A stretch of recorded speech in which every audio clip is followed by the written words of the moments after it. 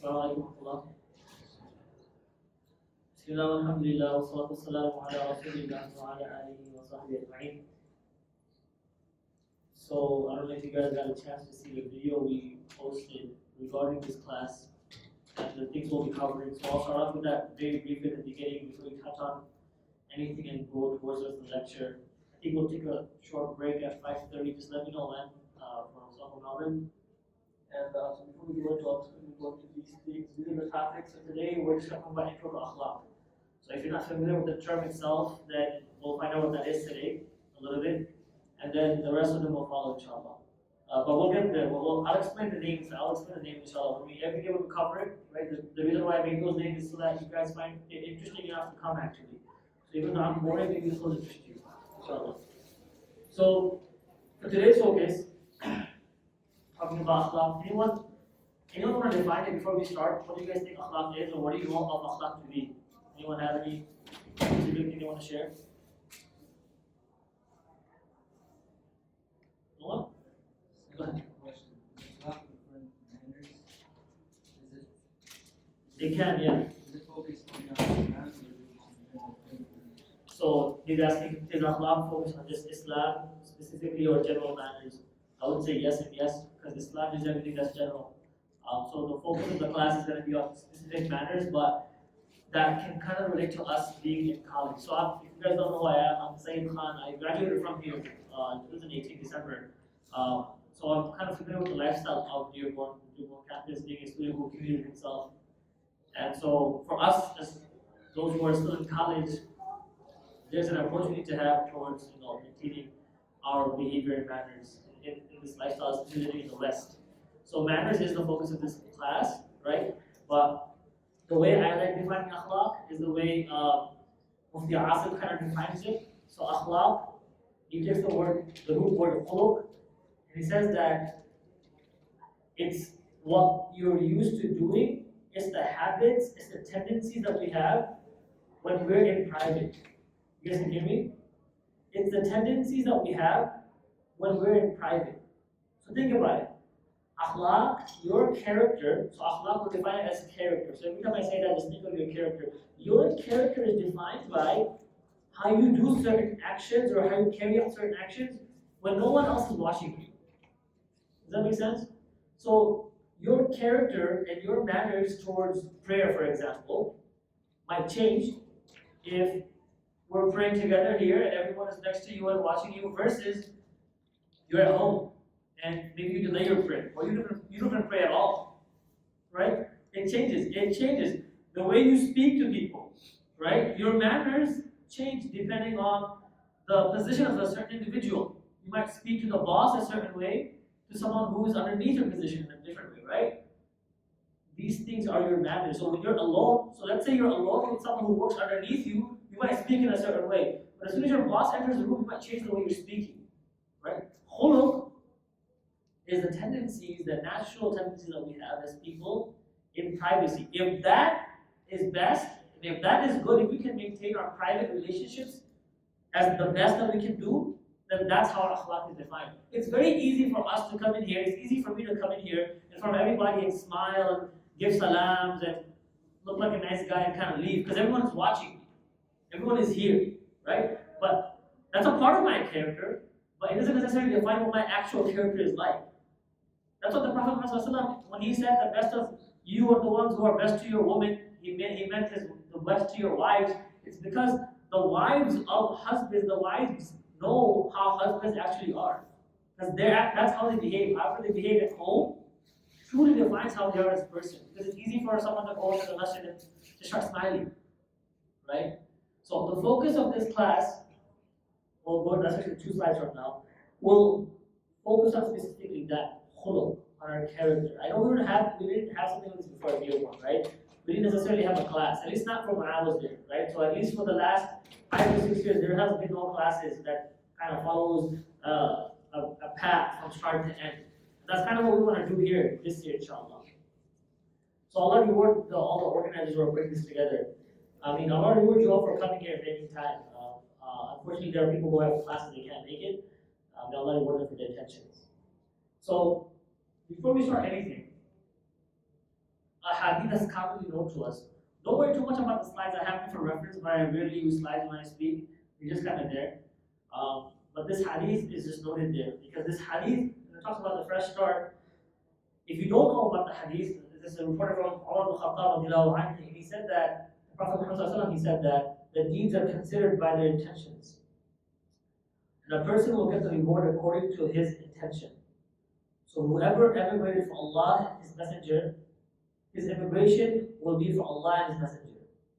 Whoever emigrated for worldly affairs or for a woman to marry, his emigration will be for what he emigrated for. This was during a time when a Sahabi actually migrated for the sake of marriage with other Sahaba, and his intention wasn't what it should have been, because Sahabas were migrating because the instruction was given from Prophet Muhammad to migrate. But this one Sahabi, he had other intentions in his head. So, why am I saying this? I don't know the reason why you're in the class right now.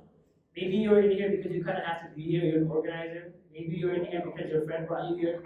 Maybe you're in here just to test that out to see if you actually like it or not. Maybe you have nothing else to do with your time, so you want to just come by. Maybe you came in for some donuts, you kind of got stuck here. I don't know, right? Whatever the reason may be, this is a point right now, before we start, officially, you can fix your attention, right? Before we start. Regardless of what your intention was before. If your intention was something else, that you want to just kill time, whatever your intention was, right now, you can actually do that. Islam actually works like that. Islam works that easy that you can just simply say, at this point, I want to change my intention. At this point, the reason why I came here is for the sake of Allah. That the reason why I came here, I don't want to just improve my character so I feel better about myself. Rather, I want to improve my character so I can build a stronger connection to Allah.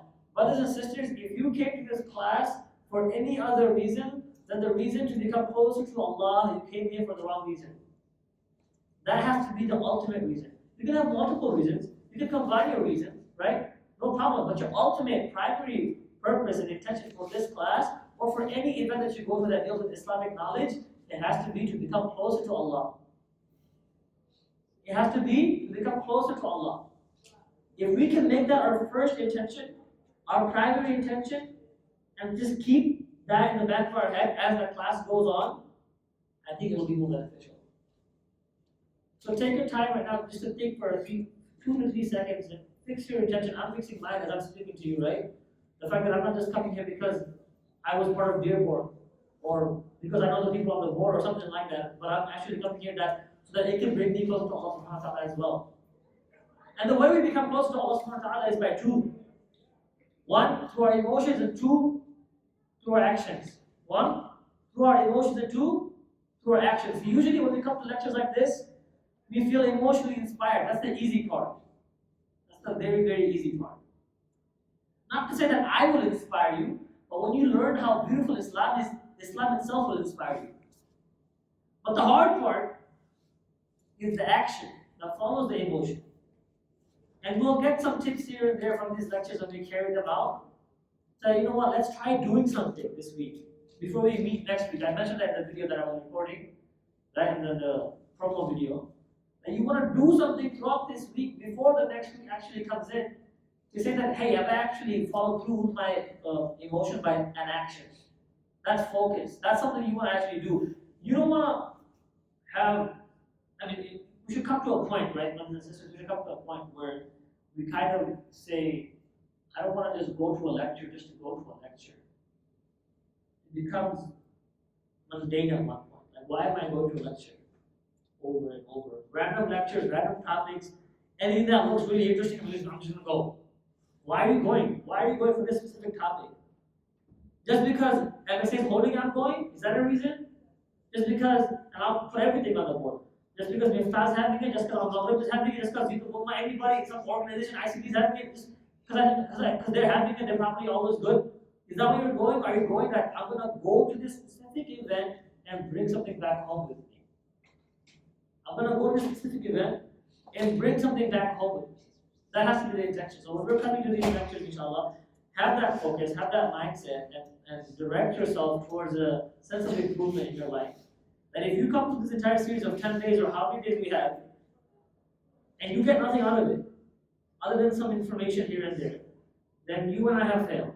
You have failed as someone who attends, and I have failed as someone who lectures. We have both failed.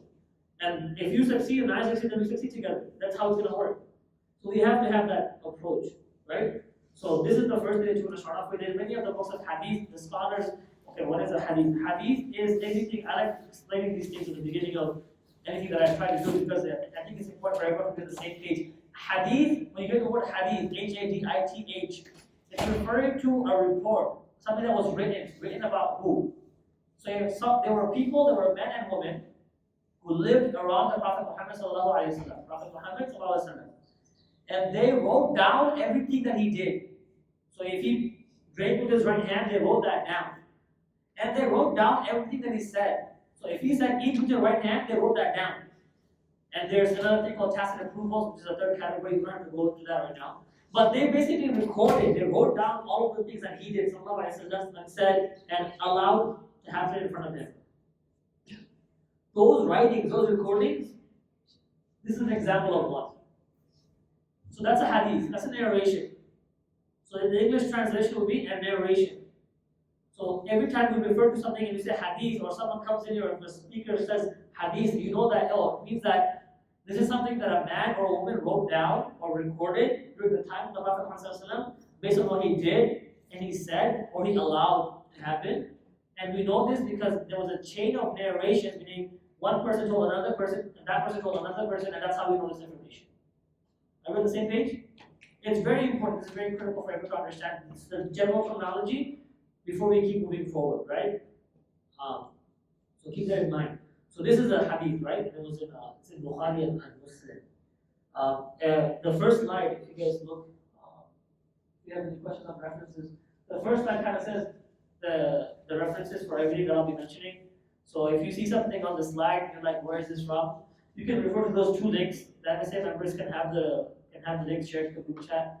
The reason I'm sharing it beforehand is because I would prefer not to be interrupted in the lecture for references because it's already there on the slides. So, hadith scholars, so the scholars of hadith, right? Academics of hadith, what they would do is that in many of their books, they would start off their book with this first hadith, this first narration.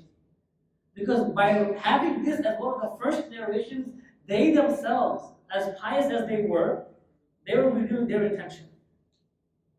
They were purifying their intention. It might be that every day you come to this class, you have to purify your intention. Because you probably forgot why you're here again. It might be that on day 5, you've gotten so used to coming to this class, you forgot why you came here, you just come because it was part of your routine. And it can't be part of your routine, it has to be something you're aware of. It has to be't you're cognizant of. Now you have an intention set. Does that make sense? This is how you have to approach these things. So I wanted to first start off with this hadith. So this is the only slide that's left today. The rest of the lectures will be, the lecture for today will be on this slide.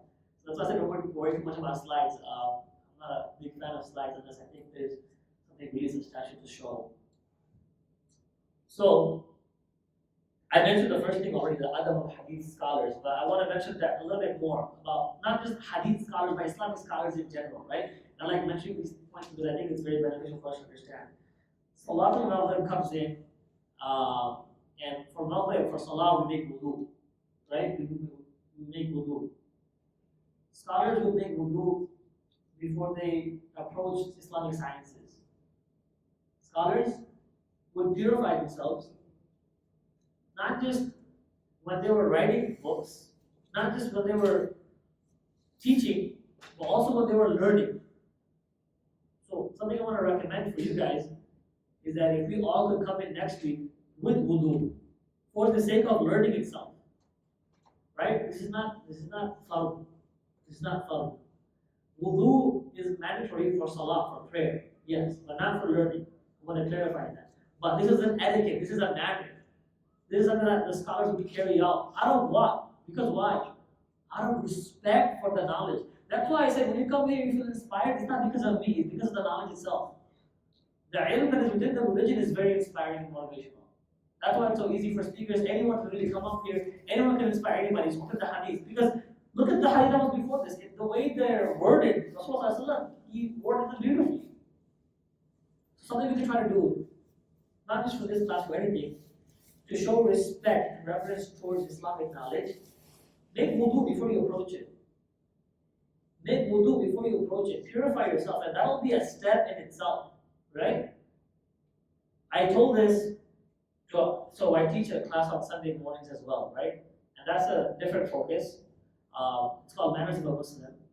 Different, sounds similar, but it's different focus.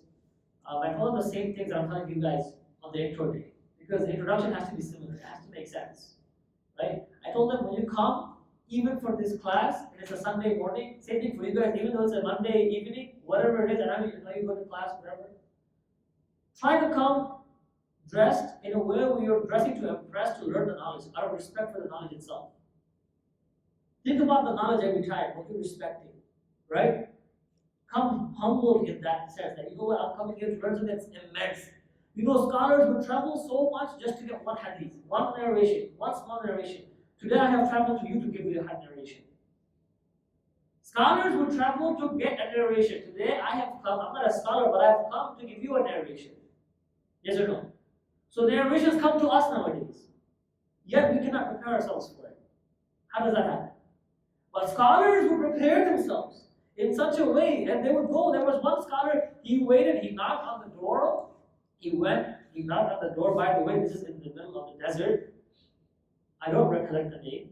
He knocked on the door, and the man inside didn't answer, so he waits outside his house. And he waits outside his house the entire day. And then hours go by, and the scholar comes out of his house. He says, "What are you doing here? I've been waiting for you." Like, for what? He's like, "For this hadith. Can you tell me about this hadith?" He tells him the hadith, and okay, thanks, I'm on my way. He left. He waited hours and hours just to hear one narration. He heard it. He said, "Okay, that makes sense." Okay, and then he left. Whereas we have lectures that go on for hours and hours, we cannot focus for 5 minutes. Not wait, but focus for 5 minutes. So when we have actual respect for the knowledge, we don't just come with the mindset. Our mindset is shown through our actions, our approach, our physical appearance even. Islam is not just internal. Islam is not just external. Islam is internal and external. It has everything in it. That's what the brother said. It's just general. Islam is everything. And Islam is A to Z. It's everything. There's no like, here's a little bit of Islam, and then here's not other Islam. Islam is not just that, oh, this lecture from 5 o'clock to 6 o'clock is Islam, and then when I leave this lecture, I'm out of Islam. And then Maghrib Isha time comes in, I'm back in Islam. It doesn't work like that. Islam is not a part-time thing. Islam is not a part-time thing. It can be a part-time thing, right? So what so when I am requesting everyone, come the best that you can come. Again, not for this class, but anything that deals with Islamic knowledge. Come dress the best you can. You know why? Because dressing the best you can is easy. I'm not saying change your hearts next week. I'm not saying become amazing Muslims next week. I'm not saying any of that. I'm just saying just dress. Dress your best the next week. Right? And if you can, come with a sense of scent, a slight scent, right? So you have wudu, you have nice clothing, you have a slight scent about you. Like itar, if you can use itar, use that. Right? Come with humility. Come with a focus to learn. Come with respect for the knowledge itself. Right? That's what we have to do. That's how we have to approach. That's how we have to approach anything. Once we actually approach it that way, Malik says, ilm is the nur in the hearts. It's the light in the hearts. It's the light in the heart that Allah places in the believer. It's not something that you and I can just get off of YouTube and Google. It's not. It's something Allah will place upon you. So before we break, I want to make this point. Because maybe someone has to go to class after this. So just hear me on this last point. That Islamic knowledge is something Allah specifically chooses to instill within specific individuals. And if you are here today, He chose you as one of those individuals. So you have to keep coming, and you have to keep learning, and you have to keep growing. Because I don't know why Allah chose me, and for other reasons Allah chose you, and you're all here today. So Allah chose you to learn about Him, to learn about who He is as God, as the Creator, to learn about Prophet Muhammad ﷺ, who he was as a prophet and all his teachings, to learn about how we should be as Muslims living in 2020. With that, we'll pause, inshallah. Subhanallah, bihamdika, ashhadu an la ilaha illa anta, nastaghfiruka wa atubu ilayk. If you don't have wudu, you can make wudu. We'll have something else, inshallah. Bismillah, alhamdulillah, wa sallallahu ala rasulillah wa ala alihi wa sahbihi ajma'in. So we mentioned that the other of the hadith scholars, other means basically their language is wrong.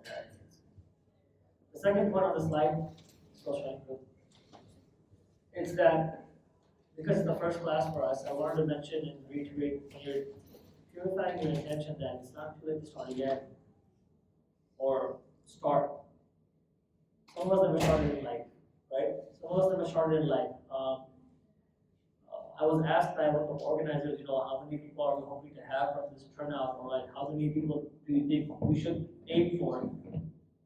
I said, as a personal goal for myself, I see this as a different type of lecture than the other lectures that you guys have. So even if it's 4 people, and if all 4 of them are the organizers from MSA, meaning no one outside of the board members come, and there's only 4 board members of the 9 or 10 that they have, I'll be happy if they come every day. Because there's a specific goal with this, right? Just like you're here with a specific goal to leave, I came with a personal agenda as well. And my personal agenda is to make sure that I leave behind substance, right? I want to leave behind substance. If I have someone who actually comes to every lecture, even if it's a few people, it'll be a big deal to me, right? Personally, this is a personal thing.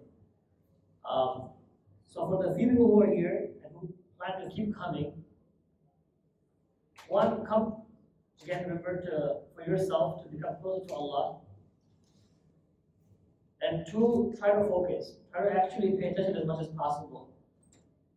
Islamic lectures are not as complicated as thermodynamics, but it's probably hard to implement. Right? Probably easier to launch a rocket than have some character in our life. Might be harder, some of us. But it's important. So try your best to focus. And the point that I want to talk about, never to start over or to start. Because a lot of us, maybe when we were growing up, we didn't have the right environment around us. Or maybe we didn't have the right parents guiding us. Right? We have parents we're grateful for.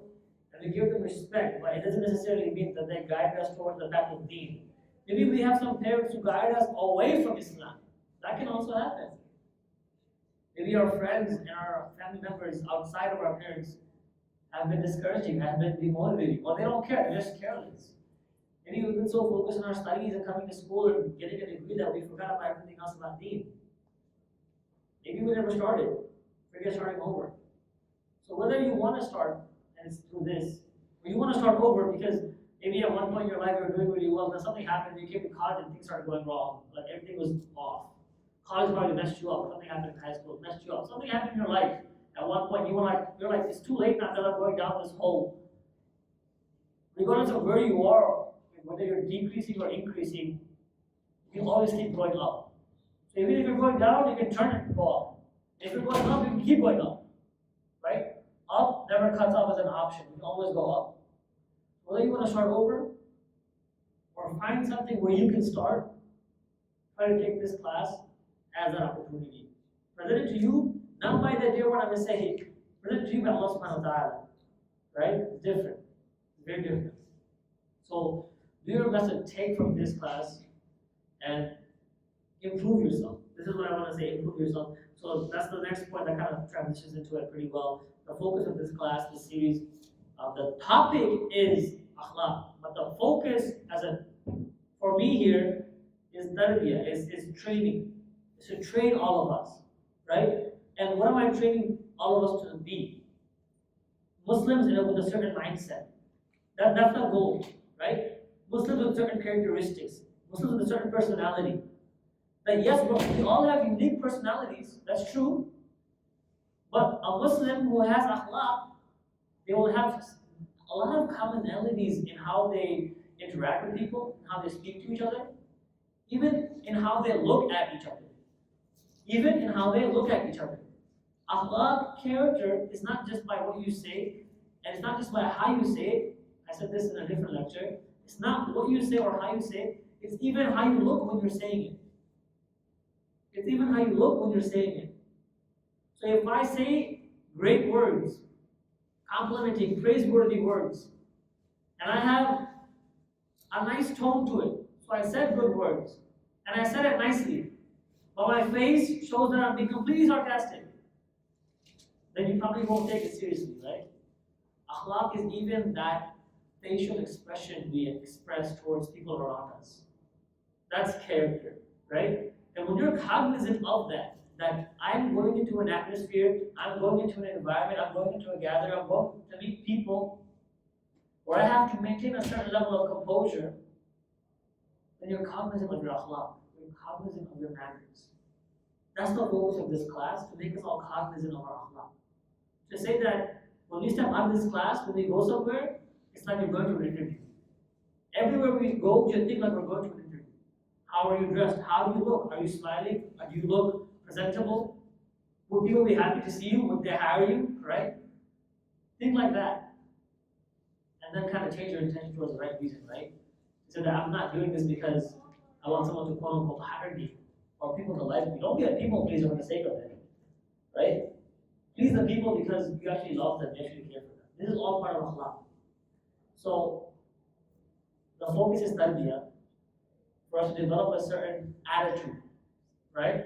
Attitude is usually a word you hear when something negative is happening. Oh, he has an attitude, she has an attitude, right? It's not necessarily a negative word or a positive word. But it has a connotation to it. But we have to develop our attitude. We have to adjust our attitude. We have to fix it. We have to. If you're in here and you are completely okay with how your attitude is, you shouldn't come to this class. It's not going to benefit you. Does that make sense? If you're in here and you are completely okay, I love the way I am towards people. If you think there's a room for improvement, no, there's a point of you coming to the next lecture. I don't think there's a point, other than the donuts you'll get. Right? Because you're not going to get much out of it. Right? There are people who are very persistent in how they are and how they project themselves to be as individuals to say that this is who I am. Either you submit or you move on. And if that's your attitude, that's not the attitude of a Muslim. It's not the attitude of a believer. I want you guys to actually think for 1 second about yourself. Take a pause and think that, wow, something is actually wrong with my attitude. Just think about it. I don't know what that is, but we all have different issues and different flaws. But think about what's probably wrong with your attitude for a second. Yes, there's probably something wrong. Don't worry. Don't fight it. Just think about it.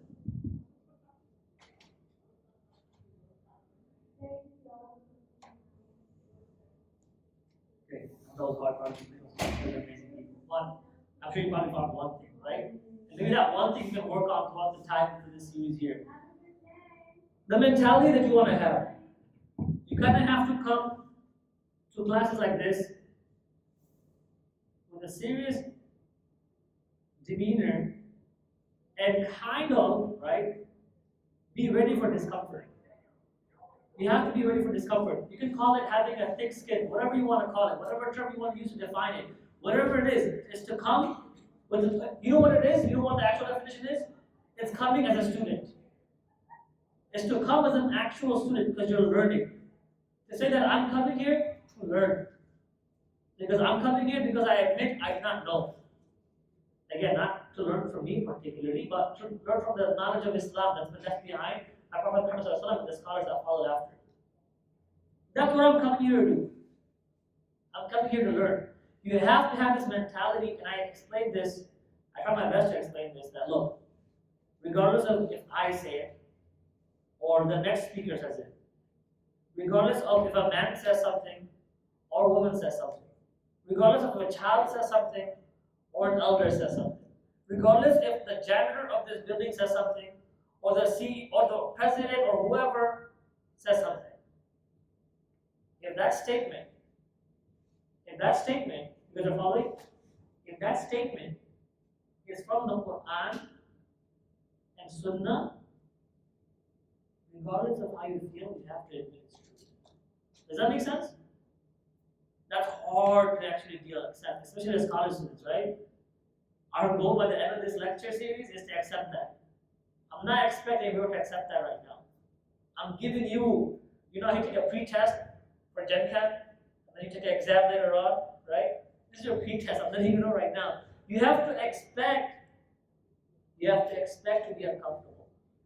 Regardless of who says it, if it's haqq, if it's truth, you have to admit, you know what? Even though this person telling me has sinned more than I have sinned, apparently, by what is apparent. Even though this individual does not pray as much as I pray, even though this individual is less modest than I am, has less knowledge than the knowledge that I have, is disliked by people more than me. I am more liked by people, so I am more liked. I am more personable. I am smarter. I pray more. I fast more. I do everything more. But this individual said something. They found one small mistake, one flaw in me, but it happens to be true and it resonates with Quran and Sunnah. Hence, I have to submit. Because you are not submitting to the individual, but you are rather submitting to the law of Allah subhanahu wa ta'ala.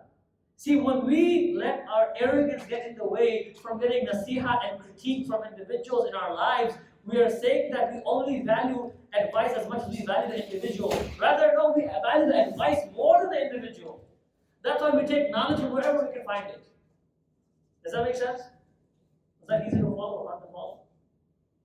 We take knowledge from wherever we can find it. And sometimes you'll see this happening, right? You'll see people in the household, maybe you'll see the father of the household having a hard time hearing from the children. But maybe the child is saying something that's true. That goes with Quran and Sunnah, right? But it's hard for him to accept. He's like, I'm the man of the household. How are you going to tell me what to do? I raised you. Obviously, you have to approach your parents in a certain way. That's a different discussion. But what is a fact is a fact. What is Quran is Quran. What is Sunnah is Sunnah. And we have to develop this mentality within us throughout this series, if not today, to say that even if I'm not here, and someone random is here tomorrow, and they start giving you references from Quran and Sunnah and from the understandings of scholars at large, what is to be true, then we accept it. Now, mentality for a character, remember I said that we all have a flaw that we need to work on, at least one. At least one flaw. At least one. You can find it. My goal is not to come here and point out your flaws. My goal is to come here, help you point out your flaws. Does that make sense? We get tired of saying, people are calling me out, people are saying this, people are saying that. Stop judging me, stop saying this about me, stop doing that about me, stop talking bad about me. Yes, everyone who is doing those things, they actually get sin for that. People who shame you, they get sin for that. You can't do that. And if you do that to people, then you get sins for that. Right? People who judge you and they talk about you behind your back, they get sins for that. That's backbiting. And they're going to be held accountable by Allah subhanahu wa ta'ala. Right? Unless you forgive them. So brothers and sisters, you're also accountable for what you don't do also. That also counts. Right? Someone else backbiting you gets them sins. But you not acting to improve yourself might get you into somewhere with a lot of trouble too. Does that make sense? Let's say I don't pray. Right? Let's say I don't pray at all. And some brother's like, wow, this guy doesn't pray, and they're backbiting about me. I'm using a very silly example. And they're backbiting, and I get really offended. How can you backbite about me? That I don't pray. Oh my God, I can't believe it. And I make a big deal about it. And then I never try to pray again. I still have a problem I have to fix. You have to separate these things. You have to separate what you need to improve yourself as an individual versus what people say about you. This class gives the opportunity to do that. This class presents you the chance to say, you know what can I improve on? Before someone tells me what to fix, let me tell myself. Right? And then it won't feel as bad. It'll be easier. Actually, it might motivate you more if you actually do it because you'll see yourself improving. Right? This is kind of what we need to do. So the mentality that we want to come in here with, and obviously come in here with confidence too. I told you that, and if you weren't here to keep with the second part, I was mentioning this before the break, that Allah subhanahu wa ta'ala chose you to be here. Right? So always remind yourself of that, to give you more confidence. Right? And if He chose me to come here, even though it might get uncomfortable, maybe it might get uncomfortable, maybe it feels like He's talking about me, even though I don't know who you are. Right? But oh my God, the story resonates to what I'm doing. How does He know that? Who told him? No, I don't know who you are. Most of you here. But Allah chose you to come here, to get something out of it, to be guided in such a way. That's why I said if it's a small crowd, I'm okay with that. Because if a small group of us, myself included in that group, if we can improve ourselves, right? I said we have the next MSA board. Simple, right? If there's 10 of us that can come out of this class and have good akhlaq, right? We can figure out the organizing part later. Just let's start with manners. We have the next MSA board to continue on, right? And at least the MSA will stay alive, inshallah, right? That's the goal. But beyond that, I said again, it's to become close to Allah subhanahu wa ta'ala. There's going to be topics that we cover, and they're going to be there. All these names that you saw at the beginning, I'll put it up again. These names you guys see in the beginning, right? What I did was I opened up, and I'll tell you, I opened up Riyadh Salihin, and I went to the chapter of manners, Kitab al-Adab, and I was reading the hadith that are there. And some hadiths, they reminded me of certain scenarios, right? And based on those scenarios, I came up with a name for it, right? So these names don't associate with them with hadith. That's disrespectful. Don't do that. What I'm saying is, those hadiths reminded me of scenarios that we live in today's time, and I felt like that's how we can connect to it. And each one will cover specifically, and it'll illustrate a certain aspect of our character that we can improve in. Maybe, if we haven't already perfected it. Also, let me know when I should end this time. Okay, I have one. Also, if you guys have any questions, you guys can feel free to email me. I'll give my email to all the members. They have it already. But for the sake of the class, I hope what I say it doesn't like offend anybody, because I'm not going to say anything harsh. But I want us to be really confident moving forward with this class and really ambitious. Like, I'm here to make a difference, right? Not the Dearborn difference, a different type of difference, right? A difference in my heart. That I don't have a chance to go to the masjid to listen to a lecture. I don't have a chance to go to a conference. I don't have the money to pay for tickets. I don't have any of that. I have to study. But I have about an hour once a week on Mondays to get something out of it. And it's free. It's with people who are at the same university as me. I'll see familiar faces. They're all Muslim. We all pray together. Let me take that opportunity. Right? And if you see yourself improving, it won't be just you who notices it. People in your life will notice it too. People in your life will notice it too. That's inshallah our goal. Not just as students at Dearborn, but as students of knowledge. As students in Islam. Then we always remain as students. We always remain as students because we want to keep learning. There's an ocean of knowledge out there that you and I have no idea about. We just haven't touched it. That's why. But know, and I'm saying this again, and I'll conclude this. Allah chose you. Why? You'll find that out later. How did you, for people who think like, why did I come to Dearborn? I hate this university. Allah chose you to come to Dearborn so you could be here. Literally. This is decreed. It's been written. It's been written for you to be here. It has been written for you to benefit in however you can. Right? So capitalize on that, inshallah. That will conclude. And I'll try to figure out how the schedule will be exactly before Salah and everything, right? Maybe 10-minute break or something. Do you have any questions? Any questions? Then let's conclude, inshallah. Subhanallah, alhamdulillah, astaghfirullah wa atubu ilayh.